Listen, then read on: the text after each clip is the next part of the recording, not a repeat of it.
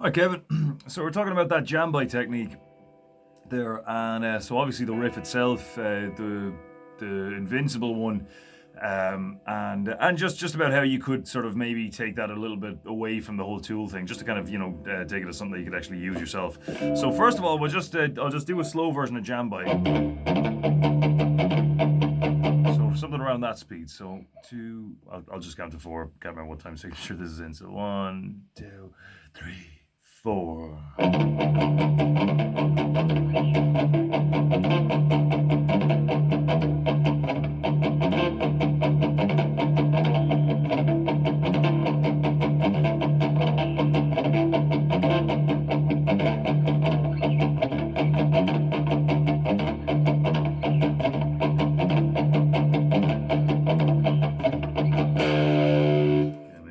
Consistent take, but it's there anyway.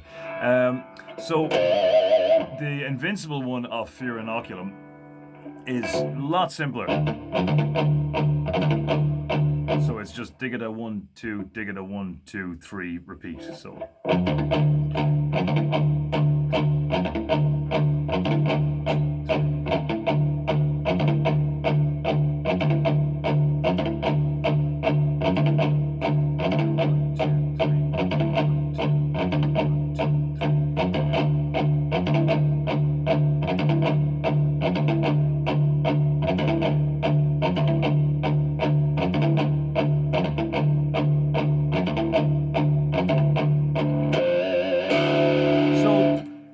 To get it consistently, what you need to do is get the way you're putting your finger down on the string consistent. That has to be the same every time. And what I'm finding is that normally I'll kind of go right up here, because what I like to do is just kind of really bend out of the string like that. So I'll kind of get my finger over it, but that makes the friction inconsistent. So if I just kind of put it on the string, kind of more the tip rather than the pad of my finger, makes it a bit easier. So a couple of things. I think we tried doing it with an A minor 7. Something like. Yeah, so just dial the volume back a bit here. So we're going.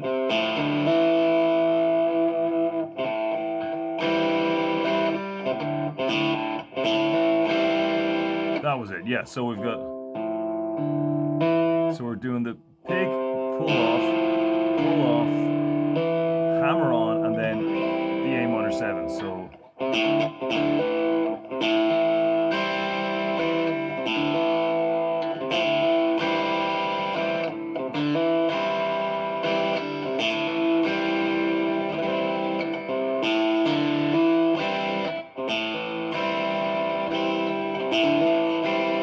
Then there was another one where we had.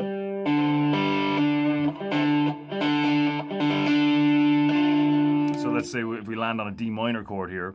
So we're starting off 5th fret on the D string, pull off, and then land on the 7th fret on the G string.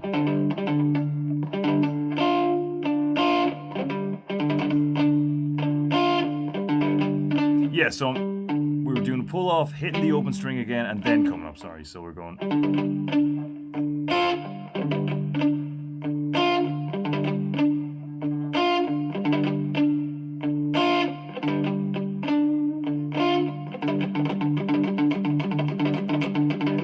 So that's another thing you can do as well. Just cycle it, repeat it.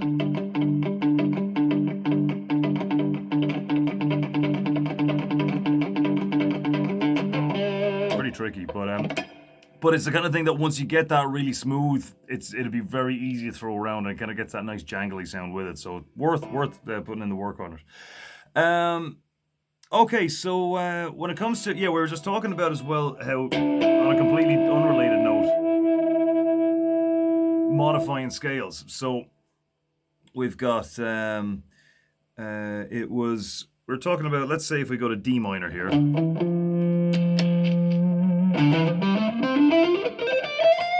And just knowing what's a 5th, what's a 3rd, and all that. So 1, 2, 3, 4, 5, 6, 7. 1, 2, 3, 4, 5, 6, 7.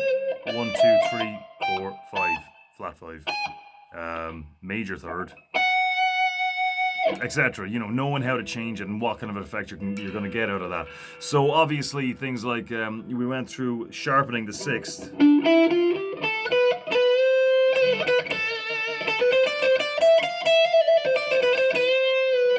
So there it is there. So normally there's your sixth. Remember now we're coming D minor, so basting off the 10th fret. There's another sharpened sixth there, right? Because we're replacing this note, 1, 2, 3, 4, 5, 6, with this sharper one.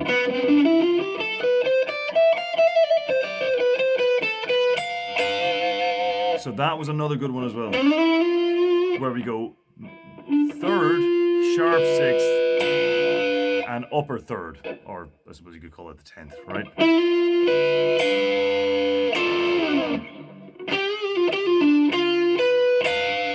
There's a real kind of nice sting off it, which is cool.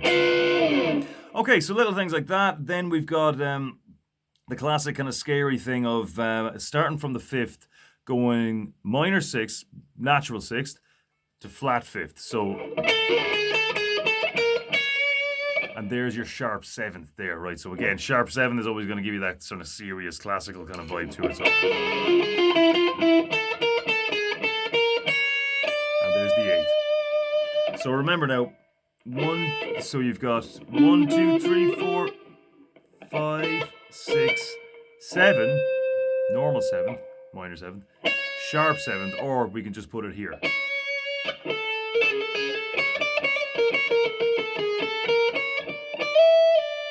Slide up to the 9th there if you want as well. So just knowing your way around the scale like that and knowing which degree every note is will give you much more predictable results when it comes to messing about with it and what kind of a vibe you can get off that, depending on what genre you're playing. So if it's kind of, you know, funky, rocky kind of stuff, then, you know, sharp 6th should work. If it's more metal, then, you know, obviously flattening the 5th, sharpening the 7th, keeping that 6th where it normally is as well. Flattening the 2nd too, you know, obviously that's a pretty typical metal thing. So there's your first, let's say. That'll be your 2nd, flat 2nd. What works well there actually as well is a flat 2nd with a major 3rd. So I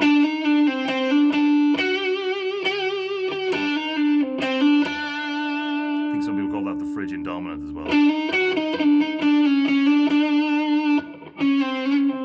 Whether you use the major 7 or minor 7 is kind of up to you.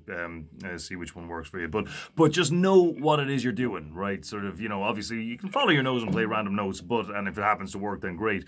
But you're always going to get much more consistent results if you know where you're coming from and what it is you're changing from and to.